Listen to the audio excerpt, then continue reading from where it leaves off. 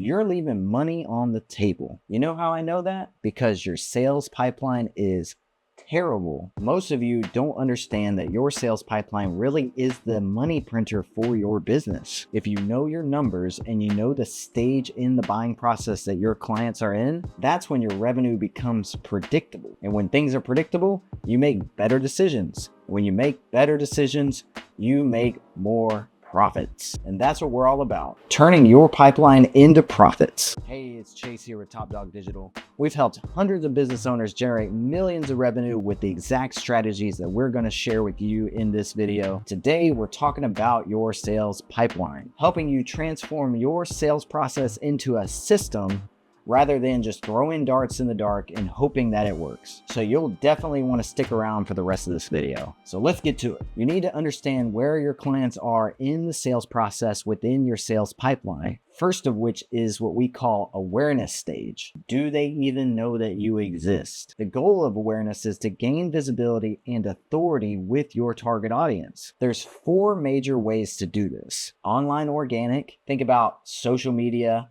online newsletters, search engines, those sorts of things. Digital ads, so you have Google ads, Facebook ads on social media, word of mouth or referral programs. And then you have traditional ads, direct mail, door-to-door, vehicle wraps, or even broadcast media. A couple of things. If you want to organize your sales pipeline and tap into your ideal customers, identify the platforms that they're using. Where are they hanging out? What social media, search engines, local directories are they using? If you don't know where to start, research what your competitors are doing. You don't have to reinvent the wheel. And then write down 3 ways that you can start to expand your visibility. Whether it be posting more engaging content, running targeted ads, optimizing your website for SEO, whatever it may be, and then figure out all the different gaps that maybe you're not showing up, but your competitors are. So to recap, in order to build an effective sales pipeline, people need to know that you exist. So it's time to get noticed. Number 2, once people know that you exist, you need to move them from mere awareness to curiosity. It's time to show them what you have to offer. So there's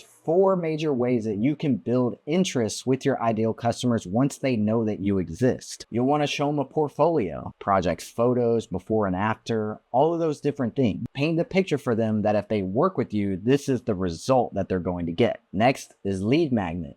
Give them a guide, something that they can use to do something on their own, and then it makes them remember who you are so that when they do need something that they will come ask you because you are the source of that knowledge. Offer free estimates. This is really common, so it's not really a high tier kind of offer, but it is something. So free estimates is something to get them in the door, to intrigue them, that sort of thing. Give a free checklist. Say, hey, if you want to do this, you'll need a checklist to follow these guidelines in order to get to this result. Next is social proof, which is a huge one. Get as many reviews, testimonials, and case studies as you possibly can. We are social creatures. And so when we see somebody else had a successful and positive experience with working with a company, this builds up our trust in that company so that it makes us more likely to work with them versus somebody else. If you're in the home services space, this will make you hundreds of thousands, if not millions of dollars on its own. Then a 4th thing is email. Have an eye-catching newsletter, something that can be educational to teach your ideal client about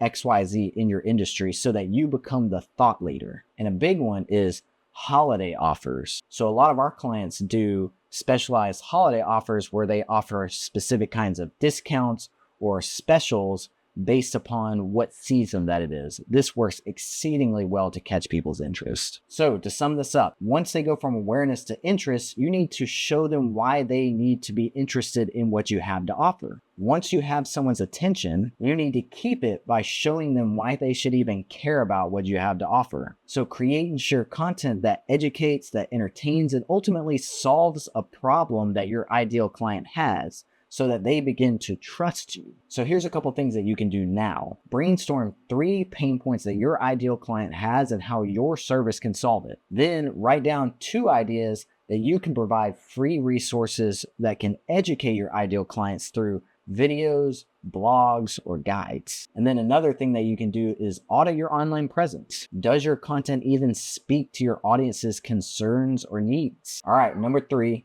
consideration. Once a customer actually is interested in what you have to offer, now they're going to start comparing you to your competitors. You don't want to look like a chump here. You're looking at moving a conversation into a buying decision. There's 3 major things that you're going to want to look at whenever you're in the consideration phase. The consultation is number 1. How can you educate your client in showing that you really are the subject matter expert and you can get the job done that you've promised that you can do? Another vastly underestimated aspect of this is how fast is your response time? Because if you're not answering the phone, if you're not responding to interest from your clients, they're moving on to your competition right away. The next thing you'll want to consider is your follow-up process. Sometimes it takes 3 to 7 times of following up before someone moves forward with a project, especially when it's a large scale project. So follow up. The third thing is differentiators. How do you stand out from your competition? What is your X factor? What is that specialized service that you offer that's totally different than what your competition is offering? Another thing is personalization. This is an opportunity for you to stand out from the generic competition. Let's recap consideration. Your clients are weighing their options. It's time for you to highlight your unique value and your credibility in this space. Social proof, case studies, clear communication. These things will land you a lot of jobs. A couple things that you can do. Write down 3 ways that you are currently showing your credibility. Think about testimonials, a portfolio, special certifications, those sorts of things. Next, you'll want to identify some way that you can improve upon your unique selling point. Identify that X factor. Then lastly, role play as if you were a customer. Is your pricing, your process, or your offering clearly spelled out in all the materials that you're providing? Number 4, the decision. The goal of the decision is to land that deal and to close a contract. Wow. Here's a couple things that your clients in this position in the sales pipeline are going to need. So the proposal, what are the costs, the timeline, and the personalization? How much will it be? How long will it take? And can they have a say in this project? Objection handling. How do you overcome price objections? Are you too high? Are you too low? What are your payment options? Do you offer financing? This is a big one that a lot of companies miss on. The larger scale projects, most people aren't able to handle right out of pocket. So having financing options will help you to land bigger jobs because they can pay it back over a longer period of time instead of in one lump sum. Do you offer warranties, guarantees, or maintenance plans? Having these sorts of things within your offer is what's going to make you stand out, and it's going to overcome these objections. Your call to action: scarcity, urgency, and price lock. There's an urgency to work with you because your schedule is filling up for XYZ amount of time. You need to be able to clearly communicate this in order to sell getting onto your schedule as soon as possible. This is where something like a price lock is extremely beneficial. You can say, if you sign now, you can lock in your price regardless of blah, blah, blah. This will give them the peace of mind in order to work with you, but also gets them on the schedule, what gets them to sign the contract down the road. And then again, vastly underutilized. Follow up, call them, email them, text them.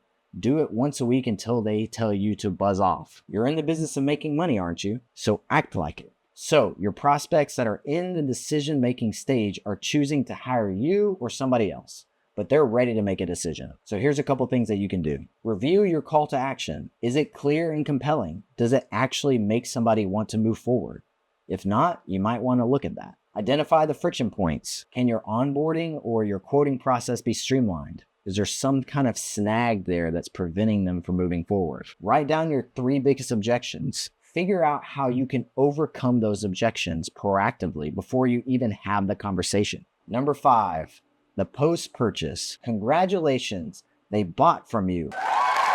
Now you want them to come back to you, right? Or send their friends. So the goal of post-purchase is to get testimonials and referrals or future work. So here's a couple ways that you can do that. Create a referral program. Give them incentives for referring their friends. Figure out what's realistic for you, but make it worth their while. Get reviews on your Google Business profile. Get video testimonials that you can share across the internet.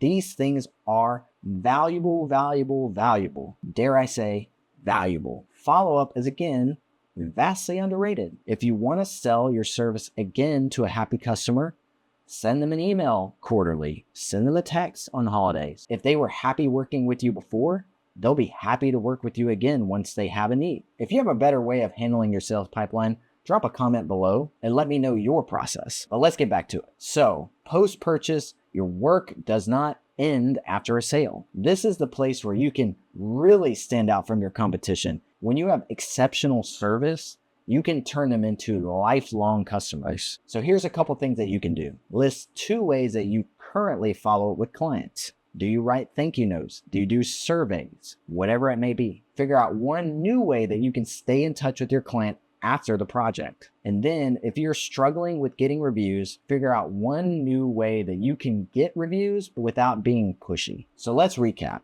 Being good at business is not just being good at providing a service. You need to master the fundamentals of the sales process. Figuring out where your ideal clients are in the sales pipeline is going to make you many, many profits. Awareness, interest, consideration, decision, post-purchase. These 5 positions in your sales pipeline are foundational for a scalable and profitable business. Stop guessing and start implementing some of these strategies and systems so that you can have predictable growth. If you like this video, subscribe to the channel for more content like this. If you would like to work with us directly for all of your marketing and branding needs, use the link in the comment section below or in the description of this video. I'm Chase with Top Dog Digital. For more groundbreaking strategies like this to grow your home services business, check out the suggested videos from our channel. We'll see you over there.